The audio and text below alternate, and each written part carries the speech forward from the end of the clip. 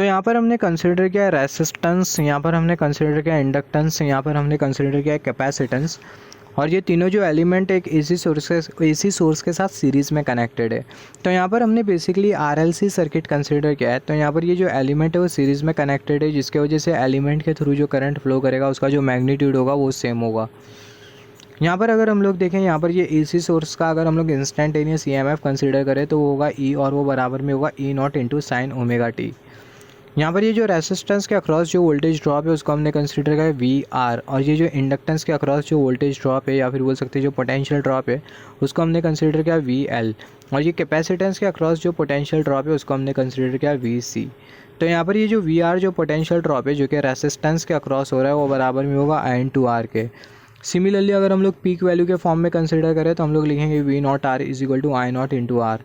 Similarly जो capacitor के across जो वोल्टेज है उसको हम लोग कंसिडर कर सकते हैं, मतलब कैपेसिटर के अक्रॉस जो पोटेंशियल ड्रॉप है वी सी वो बराबर में होगा आई इंटू एक्स सी के। अगर हम लोग पीक वैल्यू के फॉर्म में कंसिडर करें तो लिखेंगे V naught C is equal to I naught into X C. Similarly जो इंडक्टर के अक्रॉस जो वोल्टेज ड्रॉप है पोटेंशियल ड्रॉप वो है वी एल, और ये जो वी एल होगा बराबर में होगा आई इंटू एक्स एल के। पीक वैल्यू के फॉर्म में कंसिडर करें तो हम लोग लिखेंगे V naught L is equal to I naught into X L. तो यहाँ पर अगर हम लोग देखें, जैसे कि मैंने बोला रेसिस्टेंस, इंडक्टेंस, कैपेसिटेंस ये सीरीज़ में कनेक्टेड है, तो जो मैग्नीट्यूड होगा करंट का वो सेम होने वाला है, क्योंकि जो कंपोनेंट है या फिर बोल सकते हैं जो एलिमेंट है वो सीरीज़ कनेक्शन में कनेक्टेड है। तो यहाँ पर अगर हम लोग देखें रेसिस्टेंस के लिए अगर हम लोग फेज़र कंसिडर करें तो हमें कुछ इस तरीके से फेज़र मिलेगा। करंट का फेज़र और जो वोल्टेज का जो फेज़र होगा दोनों एक दूसरे को ओवरलैप करेंगे। इंडक्टेंस के लिए अगर हम लोग फेज़र कंसिडर करें तो फेज़र हमें कुछ इस तरीके से मिलेगा, जो करंट होगा वो वोल्टेज को लैग करेगा और वो जो लैगिंग एंगल होगा वो होगा -90 डिग्री या फिर बोल सकते हैं -π/2। कैपेसिटेंस के लिए अगर हम लोग फेज़र कंसिडर करें तो जो करंट होगा वो लीड करेगा वोल्टेज के फेज़र को, करंट का जो फेज़र होगा वोल्टेज के फेज़र को लीड करेगा और वो जो लीडिंग एंगल होगा वो होगा +π/2 या फिर बोल सकते हैं +90 डिग्री। तो यहाँ पर अगर हम लोग ये सर्किट के लिए ओवरऑल अगर हम लोग फेज़र ड्रॉ करें पूरी सर्किट के लिए तो हमें जो फेज़र डायग्राम जो मिलेगा कुछ इस तरीके से मिलेगा। यहाँ पर ये जो एक्सिस है वो है वाई एक्सिस, और यहाँ पर ये वाली जो एक्सिस है वो हमें इंडिकेट कर रही है एक्स एक्सिस। यहाँ पर हमने कंसिडर किया ये है फेज़र फॉर दी रेसिस्टेंस, यहाँ पर ये है वोल्टेज का फेज़र और यहाँ पर ये है करंट का फेज़र। और अब ये जो करंट है उसको हम लोग रेफरेंस कंसिडर करते हुए चलेंगे इंडक्टर के लिए भी और वोल्टेज कैपेसिटर के लिए भी। तो जैसे कि हमने डिस्कस किया था इंडक्टर के केस में क्या होता है, जो करंट का जो फेज़र होगा वो वोल्टेज के फेज़र को लैग करेगा। तो यहाँ पर हमने कंसिडर किया ये है वोल्टेज का फेज़र, और ये जो करंट का जो फेज़र है वो वोल्टेज के फेज़र को लैग कर रहा है, और जो लैगिंग एंगल होता है वो हमें पता है वो होता है -90 डिग्री, जिसको हम लोग लिख सकते हैं -π/2। तो यहाँ पर ये वाला जो फेज़र है वो हमें इंडिकेट कर रहा है वोल्टेज अक्रॉस इंडक्टर। और जैसे कि हमने डिस्कस किया था जो फेज़र के ऊपर जो साइन हम लोग जो कंसिडर करते हैं एरो, ये हमें वेक्टर नहीं इंडिकेट करती है, जो साइन है वो हमें इंडिकेट करती है कि हम लोग वोल्टेज का फेज़र कंसिडर कर रहे हैं। सिमिलरली अगर हम लोग कैपेसिटर के लिए अगर हम लोग कंसिडर करें, जैसा कि हमने डिस्कस किया था कैपेसिटर के केस में क्या होता है, कैपेसिटर के केस में जो करंट होता है वो लीड करता है वोल्टेज को, और जो लीडिंग एंगल होता है वो होता है +π/2 या फिर बोल सकते हैं +90 डिग्री। तो यहाँ पर हमने कंसिडर किया है वोल्टेज का फेज़र, यहाँ पर हमने कंसिडर किया वोल्टेज का फेज़र, किसका वोल्टेज का फेज़र, कैपेसिटर के अक्रॉस जो वोल्टेज है उसका फेज़र हमने यहाँ पर कंसिडर किया, और यहाँ पर हमने कंसिडर किया कैपेसिटर के लिए करंट। तो यहाँ पर ये वाला जो फेज़र है वो हमें इंडिकेट कर रहा है कैपेसिटर के करंट का फेज़र। तो यहाँ पर अभी अगर हम लोग देखें यहाँ पर कुछ कंडीशंस हो सकती है। सीरीज़ आरएलसी सर्किट में बेसिकली 3 कंडीशन होती है। पहली कंडीशन ये होती है कि जो इंडक्टर का वोल्टेज अगर ज़्यादा होता है और कैपेसिटर का वोल्टेज अगर कम होता है तो उस केस में ओवरऑल सर्किट में जो इंडक्टर का जो डोमिनेंस होता है वो सबसे ज़्यादा होता है। दूसरा केस ऐसा हो सकता है कि जो इंडक्टर का जो वोल्टेज है वो कम है और कैपेसिटर का वोल्टेज ज़्यादा है। तो इंडक्टर का वोल्टेज कम होता है और कैपेसिटर का वोल्टेज अगर ज़्यादा होता है तो ओवरऑल सर्किट पर जो डोमिनेंस होता है वो कैपेसिटर का होता है। ऐसा भी हो सकता है कि जो इंडक्टर का जो वोल्टेज है वो कैपेसिटर के वोल्टेज के बराबर में हो जाए। ये वाली कंडीशन भी हो सकती है कि जो वी एल है वो बराबर में हो जाए वी सी के, और जब वी एल वी सी के बराबर में हो जाता है तो एक बहुत बड़ी कहानी चालू हो जाती है। तो इसके बारे में हम लोग डिस्कस करने वाले थोड़े टाइम बाद। तो यहाँ पर हम लोग कंसिडर करते हुए चलते हैं फर्स्ट केस, जिसमें जो इंडक्टर के अक्रॉस जो वोल्टेज होगा वो बहुत ज़्यादा होगा और जो कैपेसिटर के अक्रॉस जो वोल्टेज होगा वो कम होगा। तो इंडक्टर के अक्रॉस वोल्टेज अगर ज़्यादा होता है और कैपेसिटर के अक्रॉस वोल्टेज अगर कम होता है तो हम लोग लिख सकते हैं V L minus we C. तो जब हम लोग कुछ इस तरीके से लिखेंगे V L minus we C तो उस केस में हम लोग फेज़र की साइन कंसिडर नहीं करेंगे। ये वाली जो फेज़र साइन है जो कि हमें ये एरो इंडिकेट करती है, ये वाली जो फेज़र साइन है वो हम लोग कंसिडर नहीं करेंगे जब हम लोग कुछ इस तरीके से लिखेंगे। सिमिलरली अगर कैपेसिटर का वोल्टेज अगर ज़्यादा होता है और इंडक्टर का वोल्टेज अगर कम होता है तो हम लोग लिखेंगे V C minus V L, और फेज़र की साइन हमें नहीं कंसिडर करना है वी सी के ऊपर और वी एल के ऊपर। मगर जब हम लोग कुछ इस तरीके से लिखेंगे, हम लोग प्लस साइन कंसिडर करेंगे। यहाँ पर हमने माइनस साइन कंसिडर किया था तो हम लोग फेज़र की साइन नहीं कंसिडर करेंगे। मगर जब हम लोग कुछ इस तरीके से प्लस साइन कंसिडर करेंगे तो उस केस में हम लोग फेज़र की साइन कंसिडर करेंगे along with the phasor sign. अगर हम लोग कुछ इस तरीके से लिखेंगे तो हम लोग फेज़र साइन इंट्रोड्यूस करेंगे। जैसे कि हमने डिस्कस किया था पैरेललोग्राम ऑफ वेक्टर एडिशन के केस में, जब हम लोग रेसिस्टेंस, जब सर्किट में रेसिस्टेंस लगा था और इंडक्टेंस लगा था, तो जब हम लोग parallelogram of vector addition apply कर रहे थे तो उस केस में हमने कंसिडर किया था वी एल प्लस वी सी, और हमने फेज़र की साइन भी कंसिडर किया था। तो यहाँ पर अभी अगर हम लोग देखें, जैसे कि हमने डिस्कस किया, हमने फर्स्ट कंडीशन के बारे में बात की है कि जो इंडक्टर के अक्रॉस जो वोल्टेज होगा वो ज़्यादा होगा और कैपेसिटर के अक्रॉस जो वोल्टेज होगा वो कम होगा। तो अगर ऐसा होता है तो ये वाला जो फेज़र होगा जो कि हमें इंडिकेट कर रहा है वोल्टेज अक्रॉस इंडक्टर, ये वाला जो फेज़र होगा इसकी जो लेंथ होगी वो ज़्यादा होगी, और ये वाला जो फेज़र है जो कि हमें इंडिकेट कर रहा है वोल्टेज अक्रॉस कैपेसिटर, ये वाले फेज़र की जो लेंथ होगी वो कम होगी, जो कि हमें ये वाली फिगर इंडिकेट कर रही है। यहाँ पर ये वाला जो फेज़र है उसकी जो लेंथ ज़्यादा है और यहाँ पर ये वाला जो फेज़र है उसकी जो लेंथ है वो कम है। क्यों कम है? क्योंकि अगर हम लोग देखें ये वाला जो फेज़र है वो हमें इंडिकेट कर रहा है वोल्टेज अक्रॉस कैपेसिटर, और कैपेसिटर के अक्रॉस जो वोल्टेज है वो कम है, हैंस ये जो फेज़र की जो लेंथ है वो कम है। और यहाँ पर ये वाला जो फेज़र है वो हमें इंडिकेट कर रहा है वोल्टेज अक्रॉस इंडक्टर, और इंडक्टर के अक्रॉस जो वोल्टेज है वो ज़्यादा है, हैंस ये जो फेज़र की जो लेंथ है वो ज़्यादा है। और यहाँ पर हमने कंसिडर किया है वी एल माइनस वी सी। यहाँ पर ये कंसिडर करना ज़रूरी होगा क्योंकि ये वी एल माइनस वी सी हमें ये इंडिकेट कर रहा है कि जो वोल्टेज है इंडक्टर के अक्रॉस वो ज़्यादा और कैपेसिटर के अक्रॉस जो वोल्टेज है वो कम है। तो यहाँ पर अगर हम लोग देखें, हमें जो रिजल्टेंट फेज़र जो मिलेगा वो ये वी एल माइनस वी सी के ही डायरेक्शन में होगा, या फिर हम लोग बोल सकते हैं वी एल के ही डायरेक्शन में होगा। If V L is more than V C then resultant vector will be in the direction of V L than V C. तो यहाँ पर अभी अगर हम लोग देखें, हमें फाइंड आउट करना होगा रिजल्टेंट वोल्टेज। तो सबसे पहले अगर हम लोग instantaneous E M F find out करें तो जो इंस्टेंटेनियस ई एम एफ होगा कुछ इस तरीके से होगा, E is equal to E naught sine omega T. और हमें जो इंस्टेंटेनियस जो करंट मिलेगा कुछ इस तरीके से मिलेगा, ओमेगा टी माइनस फाइव मिल रहा है, माइनस फाइव इसका मतलब जो करंट होगा वो लैग करेगा। तो करंट क्यों लैग करेगा इसके भी बारे में हम लोग डिस्कस करेंगे। तो यहाँ पर अभी अगर हम लोग देखें, हमें फाइंड आउट करना है रिजल्टेंट वोल्टेज। तो रिजल्टेंट वोल्टेज फाइंड आउट करने के लिए हम लोग ड्रॉ करेंगे पैरेललोग्राम।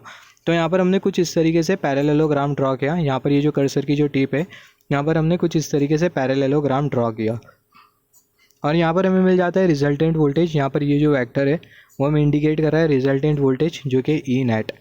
तो यहाँ पर ये जो रिजल्टेंट वोल्टेज या फिर ये जो नेट वोल्टेज है इसका जो मैग्नीट्यूड है ये हमें फाइंड आउट करना होगा। तो सबसे पहले अगर हम लोग कुछ एंगल्स कंसीडर करें तो जैसे कि हमें पता है रिजल्टेंट वोल्टेज और यहाँ पर ये जो एक्स एक्सिस होगी दोनों के बीच का जो एंगल होगा वो ओमेगा टी होगा, और यहाँ पर ये वाला जो एंगल होगा वो होगा फेस एंगल। यहाँ पर अगर हम लोग देखें, यहाँ पर ये वाला जो फेज़र है वो हमें इंडिकेट कर रहा है, यहाँ पर ये वाला जो फेज़र होगा वो होगा करंट का फेज़र, यहाँ पर ये वाला जो फेज़र है वो है करंट का फेज़र। तो यहाँ पर हमें जो फेज़र जो मिलेगा वो मिलेगा करंट का फेज़र, और उसके ऊपर हमें वोल्टेज का फेज़र मिलेगा। तो यहाँ पर अगर हम लोग देखें, यहाँ पर हमें मिल रहा है करंट का फेज़र, रिजल्टेंट करंट का फेज़र, और यहाँ पर हमें मिल रहा है रिजल्टेंट वोल्टेज का फेज़र। दोनों के बीच का जो फेस एंगल होगा वो होगा फाई। तो यहाँ पर अगर हम लोग देखें, यहाँ पर ये जो करंट का फेज़र, यहाँ पर ये वाला जो फेज़र है, ये वाला जो शेडेड जो फेज़र है वो हमें इंडिकेट कर रहा है करंट का फेज़र। तो ये जो करंट का जो फेज़र होगा वो सेम यहाँ पर भी होगा, मगर उसको हमने शेडेड करके कंसिडर नहीं किया है क्योंकि यहाँ पर स्पेस नहीं थी। मगर आप इमेजिन करना कि जो करंट का जो फेज़र है वो यहाँ पर भी एग्जिस्ट करेगा। तो ये करंट का फेज़र और जो रिजल्टेंट वोल्टेज दोनों के बीच का जो एंगल होगा वो होगा फाई। तो अगर दोनों के बीच का अगर एंगल फाई होता है और ये वाला अगर एंगल अगर ओमेगा टी होता है, रिजल्टेंट वोल्टेज और एक्स एक्सिस दोनों के बीच का अगर एंगल अगर फाई होता है, यहाँ पर ये जो रिजल्टेंट वोल्टेज और यहाँ पर ये जो एक्स एक्सिस दोनों के बीच का एंगल अगर ओमेगा टी होता है और ये वाला एंगल अगर फाई होता है, तो यहाँ पर अगर हम लोग देखें करंट का फेज़र और यहाँ पर ये जो एक्स एक्सिस है, यहाँ पर ये करंट का फेज़र और ये एक्स एक्सिस दोनों के बीच का जो एंगल होगा वो होगा ओमेगा टी माइनस फाई। तो यहाँ पर ये वाला जो एंगल होगा वो होगा ओमेगा टी माइनस फाई। तो यहाँ पर अगर हम लोग देखें, जो रिजल्टेंट करंट है, यहाँ पर ये जो करंट का जो फेज़र है वो पीछे और जो वोल्टेज का जो फेज़र है वो आगे, बहुत हद तक के क्लियर है कि जो रिजल्टेंट वोल्टेज का जो फेज़र है वो आगे और यहाँ पर जो करंट का जो फेज़र है वो पीछे। करंट का फेज़र पीछे है बोल के यहाँ पर ये -5 अपीयर कर रहा है। यहाँ पर ये -5 हमें क्या इंडिकेट कर रहा है? -5 हमें इंडिकेट कर रहा है कि जो करंट का जो फेज़र है वो पीछे और जो वोल्टेज का जो फेज़र है वो आगे। इसका मतलब जो करंट है वो लैग कर रहा है और जो वोल्टेज है वो लीड कर रहा है। क्यों नहीं करंट लैग करेगा और क्यों नहीं वोल्टेज लीड करेगा? सर्किट में जो इंडक्टर के अक्रॉस जो वोल्टेज है वो ज़्यादा और कैपेसिटर के अक्रॉस जो वोल्टेज है वो कम है। हम लोग ये वाली कंडीशन कंसिडर करते हुए चल रहे, ये वाली कंडीशन हम लोग कंसिडर करते हुए चल रहे कि जो इंडक्टर के अक्रॉस जो वोल्टेज है वो ज़्यादा और कैपेसिटर के अक्रॉस वोल्टेज कम है। तो पूरी सर्किटरी में जो इंडक्टर का जो डोमिनेंस होगा बहुत ज़्यादा होगा और कैपेसिटर का डोमिनेंस कम होगा। तो इंडक्टर का डोमिनेंस ज़्यादा होने की वजह से और कैपेसिटर का डोमिनेंस कम होने की वजह से जो सर्किट होगी एक तरीके से इंडक्टिव सर्किट के तौर पर बिहेव करेगी। और हमें पता है इंडक्टिव सर्किट में क्या होता है, जो करंट होता है वो लैग करता है और जो वोल्टेज होता है वो लीड करता है। और यही रीज़न की वजह से हमें इंस्टेंटेनियस करंट के लिए जो रिलेशन मिला वो मिला I=I0 साइन ωt-φ। तो अब तक के हमने क्या डिस्कस किया, कंक्लूजन निकाले अगर हम लोग केस 1 से, अगर इंडक्टर के अक्रॉस वोल्टेज अगर ज़्यादा होता है, कैपेसिटर के अक्रॉस अगर वोल्टेज अगर कम होता है, तो पूरी सर्किट में इंडक्टर का जो इफेक्ट होता है वो ज़्यादा होता है। इंडक्टर का इफेक्ट ज़्यादा होने की वजह से जो करंट होता है सर्किटरी का वो लैग करता है और जो वोल्टेज होता है वो लीड करता है। तो यहाँ पर ये जो रिजल्टेंट वोल्टेज है इसके लिए हमें फाइंड आउट करना है रिजल्टेंट वोल्टेज कितना होगा, इसका हमें मैग्नीट्यूड फाइंड आउट करना है। तो सिमिलरली यहाँ पर हम लोग अप्लाई करेंगे पैरेललोग्राम ऑफ वेक्टर एडिशन। तो जो रिजल्टेंट वोल्टेज होगा E वो बराबर में होगा वोल्टेज अक्रॉस रेसिस्टेंस, यहाँ पर ये वाला जो वोल्टेज है वो, यहाँ पर ये वाला वोल्टेज और यहाँ पर ये वाला जो वोल्टेज है उसका वेक्टर एडिशन। तो हमें मिल जाएगा रिजल्टेंट वोल्टेज E, ये बराबर में होगा VR plus VL minus VC। यहाँ पर हमने अप्लाई किया पैरेललोग्राम ऑफ वेक्टर एडिशन। हम लोग ऐसा भी लिख सकते हैं E²=VR² प्लस यहाँ पर ये VL माइनस VC का होल स्क्वायर। फर्दर इसको अगर हम लोग लिखें तो हमें मिल जाएगा E=√VR² plus VL minus VC का होल स्क्वायर। VR के जगह हम लोग पुट कर देंगे I×R, जैसे कि हमें पता है ये VR, इसके जगह आ जाएगा I×R। तो हमें मिल जाएगा I×R का होल स्क्वायर प्लस VL के जगह हम लोग क्या पुट करेंगे, VL के जगह हम लोग पुट करेंगे I×XL। VC की जगह हम लोग क्या पुट करेंगे I×XC। तो ये VR² के जगह हम लोग पुट कर देंगे I×R इसका होल स्क्वायर प्लस VL के जगह हम लोग पुट कर देंगे I×XL। VC की जगह हम लोग पुट कर देंगे माइनस I×XC और यहाँ पर हमने कंसिडर किया होल स्क्वायर। अभी क्या होगा, जो I होगा उसको हम लोग रूट के बाहर ले लेंगे। तो अगर हम लोग I को रूट के बाहर ले लें तो हमें मिल जाएगा I=I√R² plus XL minus XC का होल स्क्वायर। तो यहाँ पर अगर हम लोग देखें, अगर हम लोग करंट के लिए इक्वेशन बनाए तो हमें मिल जाएगा instantaneous current I=E√R² plus XL minus XC का होल स्क्वायर। तो यहाँ पर अगर हम लोग देखें जो सर्किटरी में, ये सर्किट में जो नेट वोल्टेज होगा या फिर बोल सकते हैं जो रिजल्टेंट वोल्टेज होगा उसका जो मैग्नीट्यूड होगा वो कुछ इतना होगा I√R² plus XL minus XC का होल स्क्वायर। यहाँ पर अगर हम लोग देखें √R² plus XL minus XC का होल स्क्वायर, यहाँ पर हमने EMF के बारे में बात की, यहाँ पर हमने सर्किट के करंट के बारे में बात की। तो सर्किटल जो करंट होगा वो होगा E/√R² plus XL minus XC का होल स्क्वायर। यहाँ पर ये वाला जो रिलेशन है इसको हमने कुछ इस तरीके से लिखा, I जैसे कि हमें पता है V=I×R, I=V/R। तो यहाँ पर ये I=V/, ये डिनोमिनेटर में हमें इंडिकेट कर रहा है R। तो यहाँ पर ये √R² plus XL minus XC का होल स्क्वायर, ये है क्या? यहाँ पर ये जो डिनोमिनेटर वाला जो टर्म होता है इसको हम लोग बेसिकली बोलते हैं इम्पीडेंस, सर्किटल इम्पीडेंस। तो ये सर्किटल इम्पीडेंस होता है क्या, जब सर्किट में रेसिस्टेंस कनेक्टेड हो, जब सर्किट में रेसिस्टेंस कनेक्टेड हो, इंडक्टेंस कनेक्टेड हो और कैपेसिटेंस कनेक्टेड हो, तो उस केस में, और ये पूरी सर्किटरी अगर AC सोर्स के साथ कनेक्टेड हो और अगर ये पूरी सर्किट में अगर ऑल्टरनेटिंग करंट फ्लो करे, तो जो ऑल्टरनेटिंग करंट होगा वो अपोजिशन फेस करेगा। किस किस के वजह से? रेसिस्टेंस के वजह से, इंडक्टेंस के वजह से और कैपेसिटेंस के वजह से। और वो जो अपोजिशन होता है उसी को ही हम लोग बोलते हैं सर्किटल इम्पीडेंस। तो जो सर्किटल इम्पीडेंस होता है वो अलोन रेसिस्टेंस, इंडक्टेंस और कैपेसिटेंस का ही बिहेवियर नहीं होता है, पूरे AC सर्किट का बिहेवियर होता है सर्किटल इम्पीडेंस। जैसे कि हमने डिस्कस किया था इंडक्टिव रिएक्टेंस, कैपेसिटिव रिएक्टेंस पूरे सर्किट का बिहेवियर होता है, जिसमें जो AC सर्किट होती है ऑल्टरनेटिंग करंट के फ्लो को अपोज करती है। सिमिलरली जो सर्किटल इम्पीडेंस होता है वो अकेले रेसिस्टेंस, इंडक्टेंस, कैपेसिटेंस का बिहेवियर नहीं होता है, पूरे सर्किट का बिहेवियर होता है, पूरे सर्किट की प्रॉपर्टी होती है। तो यहाँ पर अभी अगर हम लोग देखें, जैसे कि हमने डिस्कस किया, जो Z होता है वो बराबर में होता है √R² plus XL minus XC के होल स्क्वायर के। तो जो सर्किटल इम्पीडेंस होगा Z वो बराबर में होगा √R² plus XL minus XC के होल स्क्वायर के। इसके आगे हम लोग कुछ इस तरीके से लिख सकते हैं Z² = R² plus XL minus XC का होल स्क्वायर। यहाँ पर अगर हम लोग यहाँ पर हमने एक इस तरीके से क्यों लिखा, क्योंकि यहाँ से हमें मिल जाएगा इम्पीडेंस ट्रायंगल। तो जो इम्पीडेंस ट्रायंगल होता है कुछ इस तरीके से होता है, जेड स्क्वायर और यहाँ पर ये आर स्क्वायर और यहाँ पर ये जो परपेंडिकुलर होता है वो होता है एक्सएल माइनस एक्सी का होल स्क्वायर। तो जो इम्पीडेंस ट्रायंगल होता है वो हमें रिलेशन शो करता है ये जेड स्क्वायर के बीच में, आर स्क्वायर के बीच में और एक्सएल माइनस एक्सी की होल स्क्वायर के बीच में। तो यहाँ पर हमने डिस्कस किया था अगर इंडक्टर के अक्रॉस वोल्टेज ज़्यादा होता है और कैपेसिटर के अक्रॉस वोल्टेज अगर कम होता है तो उस केस में क्या होता है। और यहाँ पर ये जो सर्किटरी में जो नेट जो वोल्टेज है, रिजल्टेंट वोल्टेज, उसके लिए हमने इक्वेशन ऑब्टेन किया इंस्टेंटेनियस वैल्यू के फॉर्म में, और वो जो रिजल्टेंट करंट है सर्किट का उसके लिए भी हमने इक्वेशन ऑब्टेन किया इंस्टेंटेनियस वैल्यू के फॉर्म में। सिमिलरली अगर कैपेसिटेंस, अगर वोल्टेज अक्रॉस कैपेसिटर अगर ज़्यादा होता है और इंडक्टर के अक्रॉस जो वोल्टेज अगर वो कम होता है, अगर वीसी ज़्यादा होता है और वीएल कम होता है, तो उस केस में क्या होगा, उस केस में क्या होगा, जो कैपेसिटर का जो डोमिनेंस होगा पूरी सर्किट के ऊपर वो बहुत ज़्यादा होगा और इंडक्टर का कम होगा। तो इंडक्टर का इफेक्ट सर्किट में कम होने की वजह से और कैपेसिटर का इफेक्ट सर्किट में ज़्यादा होने की वजह से होगा क्या, जो सर्किट होगी वो कैपेसिटिव सर्किट के तौर पर बिहेव करेंगी। जो आरएलसी सर्किट होगी, series RLC circuit, capacitive circuit के तौर पर बिहेव करेंगी, जिसके वजह से होगा क्या, जो सर्किटल करंट होगा वो लीड करेगा और जो वोल्टेज होगा वो लैग करेगा। सिमिलरली अगर वोल्टेज अक्रॉस इंडक्टर और वोल्टेज अक्रॉस कैपेसिटर है, अगर ये दोनों बराबर में हो जाए तो उस केस में क्या होगा। यहाँ से बहुत इंपॉर्टेंट कहानी चालू होती है। अगर आप ये कॉन्सेप्ट समझ गए तो आप रेजोनेंस का कॉन्सेप्ट बहुत आसानी से समझ जाएंगे। तो अगर आप ये कॉन्सेप्ट अगर समझ जाते, सिर्फ रेजोनेंस समझना, आपके सिर्फ 20 to 30% कॉन्सेप्ट आपको समझना होगा रेजोनेंस का, बाकी जो 70% होगा, 70% जो कॉन्सेप्ट होगा वो यही वाला कॉन्सेप्ट होगा जो कि अभी हम लोग डिस्कस करेंगे। तो अगर इंडक्टर के अक्रॉस वोल्टेज और कैपेसिटर के अक्रॉस वोल्टेज अगर बराबर में हो जाए तो उस केस में क्या होगा। तो जैसे इंडक्टर के अक्रॉस जो वोल्टेज और कैपेसिटर के अक्रॉस जो वोल्टेज अगर वो दोनों बराबर में हो जाते तो उस केस में क्या होगा, जो इंडक्टिव रिएक्टेंस और जो कैपेसिटिव रिएक्टेंस है दोनों का जो मैग्नीट्यूड होगा वो सेम होगा, डायरेक्शन अपोजिट हो जाएगा और डायरेक्शन अपोजिट होने की वजह से होगा क्या, दोनों जो होंगे वो कैंसिल हो जाएंगे, इंडक्टिव रिएक्टेंस और जो कैपेसिटिव रिएक्टेंस होगी वो कैंसिल हो जाएंगे और जो सर्किट का जो इम्पीडेंस होगा वो रेसिस्टेंस के बराबर में होगा और सर्किट में मैक्सिमम करंट फ्लो करने लगेगा। यहाँ पर अभी अगर हम लोग देखें, यहाँ पर हम लोग अगर फेज़र के रेस्पेक्ट में अगर हम लोग एक्सप्लेन करें तो यहाँ पर हमने कुछ इस तरीके से फेज़र कंसिडर किया। जब वोल्टेज अक्रॉस इंडक्टर और वोल्टेज अक्रॉस कैपेसिटर ये दोनों बराबर में हो जाएंगे तो उस केस में क्या होगा, यहाँ पर ये वाला जो फेज़र और ये वाला जो फेज़र है दोनों का मैग्नीट्यूड सेम होगा, दोनों का डायरेक्शन अपोजिट होगा, जिसकी वजह से दोनों जो फेज़र होंगे वो कैंसिल हो जाएंगे और हमें जो फेज़र जो मिलेगा वो सिर्फ इतना ही फेज़र मिलेगा जो कि हमें रेसिस्टिव सर्किट के लिए फेज़र मिलता है।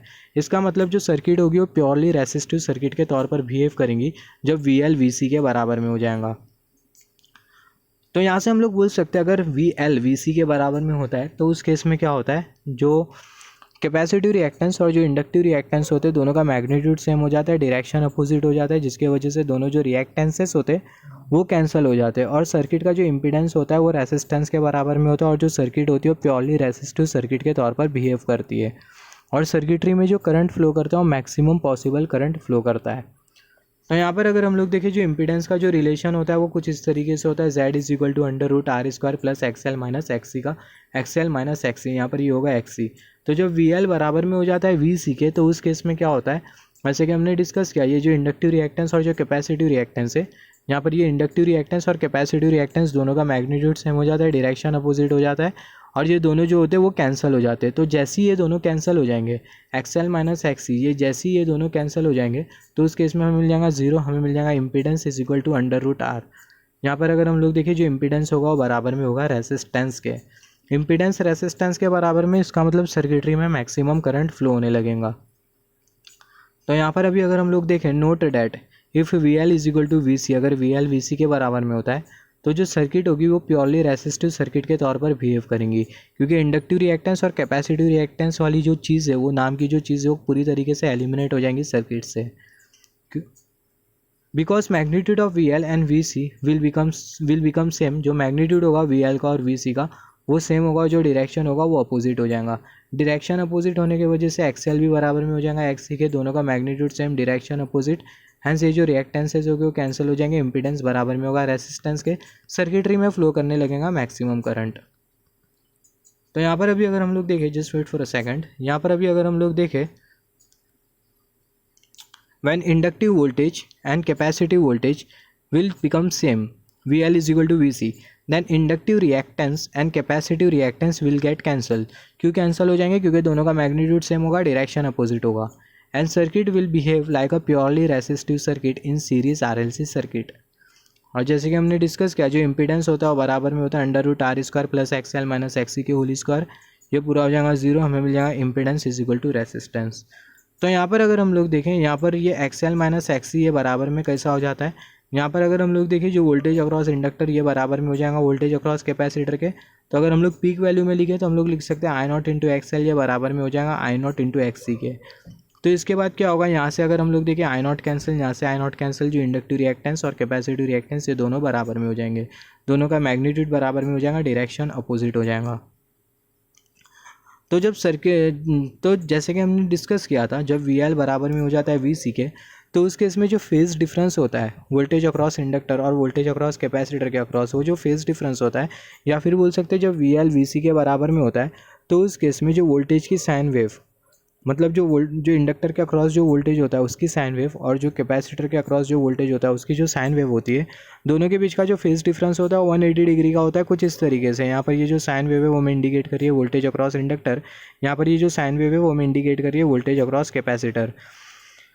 तो यहाँ पर जब VL VC के बराबर में होता है, तो उस केस में जो फेज़ डिफरेंस होता है वोल्टेज की साइन वेव, आई मीन जो वोल्टेज अक्रॉस इंडक्टर के अक्रॉस जो वोल्टेज है उसकी साइन वेव और कैपेसिटर के अक्रॉस जो वोल्टेज है उसकी साइन वेव, दोनों के बीच का जो फेज़ डिफरेंस होता है वो 180 डिग्री का होता है। तो यहाँ पर अभी अगर हम लोग रिलेशन ऑब्टेन करें फेस एंगल के लिए, अगर हम लोग रिलेशन बनाए, किस तरीके से हम लोग फाइंड आउट करेंगे फेस एंगल। फेस एंगल के लिए अगर हम लोग रिलेशन बनाए तो यहाँ पर हमें कंसीडर करना होगा इम्पीडेंस ट्रायंगल। तो यहाँ पर हमने इम्पीडेंस ट्रायंगल भी कंसीडर किया है। यहाँ पर ये हाइपोटेन्यूस Z हमें इंडिकेट कर रहा है और यहाँ पर ये जो बेस है वो हमें इंडिकेट कर रहा है R, और ये जो परपेंडिकुलर है वो हमें इंडिकेट कर रहा है XL माइनस XC। सिमिलरली यहाँ पर अभी अगर हम लोग देखें, यहाँ पर हम लोग ये वाला केस कंसीडर कर रहे हैं VL ग्रेटर देन VC। तो यहाँ पर अगर हम लोग देखें, यहाँ पर ये वाला जो ये जो फेजर है वो हमें इंडिकेट कर रहा है VL माइनस VC। इसको एनी हाउ अगर हम लोग शिफ्ट करके यहाँ पर लेके आ जाए तो यहाँ पर हमें मिल जाएगा ट्रायंगल, और जो ट्रायंगल का जो परपेंडिकुलर होगा वो होगा VL माइनस VC, हाइपोटेन्यूस होगा E और जो बेस होगा वो होगा VR। तो हमें कुछ इस तरीके से ट्रायंगल मिलेगा। यहाँ पर जो हाइपोटेन्यूस है वो है E और जो परपेंडिकुलर है VL माइनस VC और जो बेस है वो है VR। तो अगर हम लोग टेंजेंट ऑफ फाई कंसिडर करें, जैसे कि हमें पता है वो बराबर में होगा VL minus VC, tangent of phi ये बराबर में होगा परपेंडिकुलर डिवाइडेड बाय बेस। तो हमें मिल जाएगा परपेंडिकुलर VL माइनस VC और जो बेस है वो है VR। जो VL होगा बराबर में होगा I इंटू XL के और जो VC होगा बराबर में होगा I इंटू XC के। यहाँ पर हम लोग इंस्टेंटेनियस वैल्यू को कंसिडर करते हुए चल रहे हैं और जो VR होगा वो एज इट इज़। यहाँ से I कैंसिल हो जाएगा, यहाँ से I कैंसिल हो जाएगा, हमें मिल जाएगा XL minus XC divided by R। तो जो टेंजेंट ऑफ फाई होगा वो बराबर में होगा XL minus XC divided by R। तो यहाँ पर जब वोल्टेज अक्रॉस इंडक्टर अगर ज़्यादा होता है और वोल्टेज अक्रॉस कैपेसिटर अगर कम होता है, तो उस केस में जो फेस एंगल होगा वोल्टेज के बीच का और करंट के बीच का, वो फेस एंगल को फाइंड आउट करने के लिए, वो फेस एंगल की टेंजेंट वैल्यू को फाइंड आउट करने के लिए हम लोग यूज़ करेंगे ये वाला रिलेशन। सिमिलरली अगर हम लोग कोसाइन वैल्यू को कंसीडर करें, वो फेस एंगल की अगर हमें कोसाइन वैल्यू फाइंड आउट करना है तो हम लोग कंसीडर करेंगे impedance triangle cosine of phi ये बराबर में होगा, यहाँ पर ये जो बेस है वो और यहाँ पर ये जो हाइपोटेन्यूस है वो। तो जो बेस है वो है R और जो हाइपोटेन्यूस है वो है Z बराबर में होगा √R² plus XL minus XC का होल स्क्वायर। तो हम लोग जो फाई की जो कोसाइन वैल्यू उसको फाइंड आउट करने के लिए हम लोग यूज़ करेंगे ये वाला रिलेशन।